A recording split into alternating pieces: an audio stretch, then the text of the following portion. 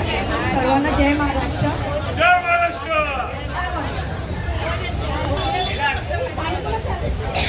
आजचा जो हा माझा विजय आहे हा माझा नसून इथे जमलेल्या सर्व माझ्या सोबत असणाऱ्या नेहमी माझ्या परिवाराचा, माझ्या पाठीशी नेहमी उभी असणाऱ्या माझी महिला संघटनेचा, इथल्या सर्व ज्येष्ठ नागरिकांचा आणि माझ्या प्रभागातील माझ्या नेहमी पाठीशी उभी असलेल्या जनतेचा आहे. आज पॅनल क्रमांक 24 हा बिनविरोध निवडून येण्याचं कारण म्हणजे आमच्या महायुतीचे सरकार, आताचे आपले